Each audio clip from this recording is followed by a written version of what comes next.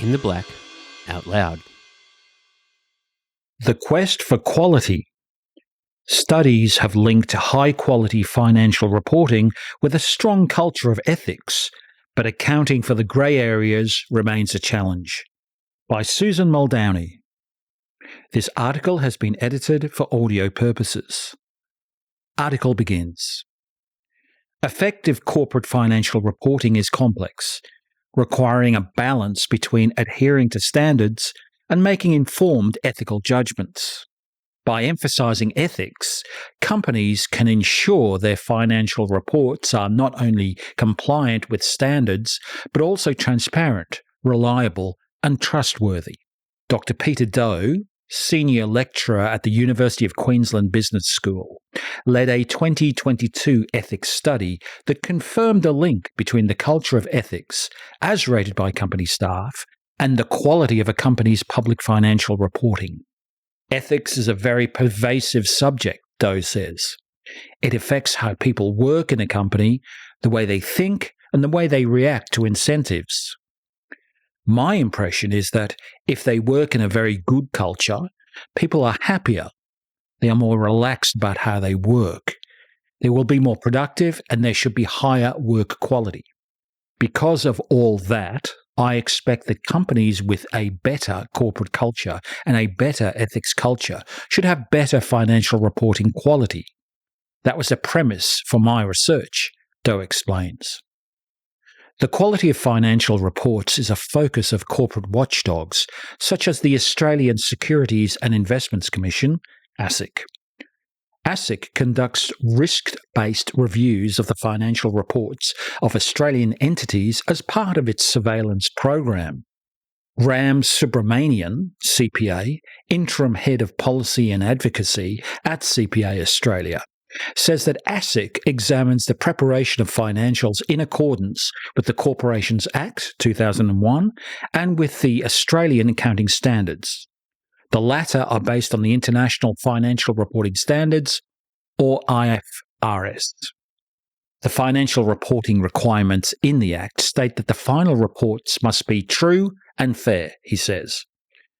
Preparing true and fair financial statements is a well-established concept. It requires the preparer to ensure that the financial statements are a true and fair reflection of the financial performance and position of the organisation, Subramanian explains. Accounting standards that follow the IFRS framework are principles-based, meaning that accountants must apply their own professional judgment and expertise when preparing financial reports. There is a degree of estimation and assessment in terms of how certain numbers are measured and presented in the financials. The fundamentals of financial reporting, as set out in the conceptual framework for accounting standards, include qualitative characteristics that you expect from financial statements. These include attributes such as faithful representation, reliability, relevance, and neutrality, Subramanian says. Abundant regulations, guidelines, and frameworks govern ethical business practices, but unethical behaviour can still go unnoticed. The 2019 final report of the Hayne Royal Commission into misconduct in the banking, superannuation and financial services industry was widely seen as an indictment of unethical behaviours across the sector. Some deeply unethical practices emerged from the Hayne Royal Commission, says Wayne Stokes, FCPA, a member of CPA Australia's Ethics and Professional Standards Centre of Excellence, president of CPA Australia's New South Wales Divisional Council, and a non-executive director and chair at City West Housing. As a former CFO, I have had some very robust discussions with my executive peers on what I was and was not willing to put in the financial statements. Yes, we have IFRS and other accounting standards, but there still is a grey area that requires some level of objectivity and common sense, Stokes says. Places like Australia are very compliance-heavy for all the right reasons, but I think that introduces an extra layer of stress that can result in the opposite of what it is intended to achieve. Sometimes personal agendas come into play because executives may have a personal opinion and they push it, although I think that occurs less these days. Claire Payne is the EY Fellow for Trust and Ethics at EY Australia, Honorary Fellow in Business and Economics at the University of Melbourne, and the author of A Matter of Trust, The Practice of Ethics in Finance. According to Payne, organisations must strike the right balance between their social obligations and drive for profit. There is inevitably tension when they have to make decisions. I think one of the biggest inhibitors of progress towards a more ethical, fairer corporate world is the prioritisation of the short term over the long, Payne says. This is a real dilemma for businesses. We also see it with governments. How do they invest and make policy decisions over longer than the election cycle? There is a tension, and it is something leaders and particularly boards have to grapple with. It is why we need brave leaders who will talk about the ethical dimensions of their decisions. Despite ongoing tension, Payne believes there has been a shift towards more transparency and disclosures that go over and above the legal and regulatory requirements. Payne also highlights the positive progress that has occurred since the Hayne Royal Commission. During the commission, there was a focus on the question, even if something is legal, is it right, she says. It really went to the question of should we, which you could say is the ethical domain. I have heard this question asked when discussing business within the finance sector and across other sectors. This demonstrates an acknowledgement that meeting the legal minimum might not be enough, she says. I think this has become more commonplace since the Hayne Royal Commission, because that was the standard that organisations were held to. Payne has also noticed a greater accessibility to leaders of organisations in recent times. During the Hayne Royal Commission, we saw CEOs fronting up to answer questions, and I do think that leaders are now a bit more visible and more accessible, and therefore more accountable. Historically, leaders have just been able to hide behind corporate communications or just deliver a no comment. There's a different relationship within the community now, and I think this was either already happening or has accelerated after the Hayne Royal Commission, Payne explains. A lot of the change is driven by growing stakeholder expectations of ethical behaviour and strong commitment to environmental, social and governance (ESG) concerns.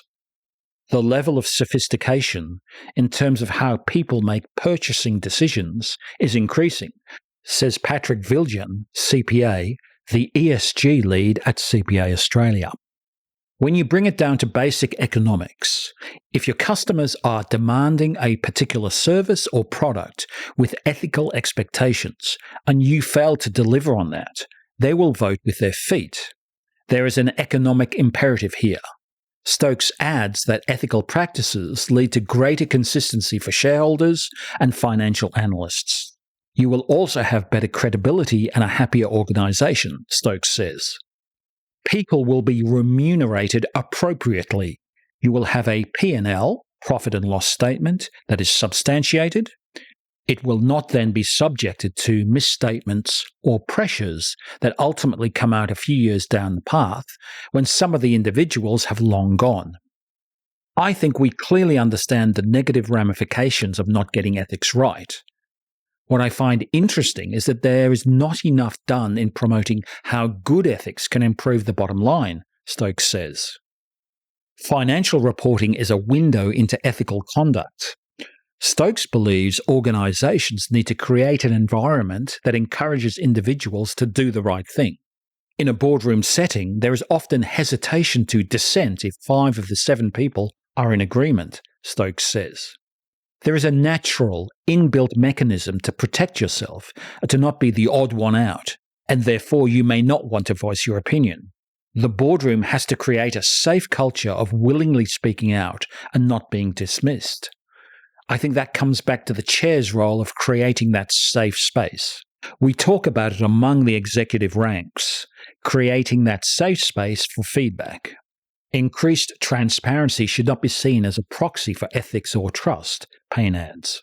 Companies can be transparent and have numbers that are not particularly good, or they can cherry-pick numbers so that people do not really understand what is going on, she says. There are other factors that matter in addition to greater transparency. For example, when companies have an AGM, how do they respond to questions? How do they speak to their financial reports? Are they honest? For Stokes, ethics comes down to doing the right thing at both an organisational and an individual level. You are always going to get the rogues and the heroes at either end of the spectrum, he says. We really need to focus on the 95% in the middle, where there is a grey area for people who are either misaligned or pressured into doing the wrong thing. I think that when your team sees you take the high road and a more conservative approach, rather than being a cowboy when it comes to the finances, they take comfort in that, adds Stokes. You have to sit back and simply ask yourself, is this right or wrong? We all know the answer.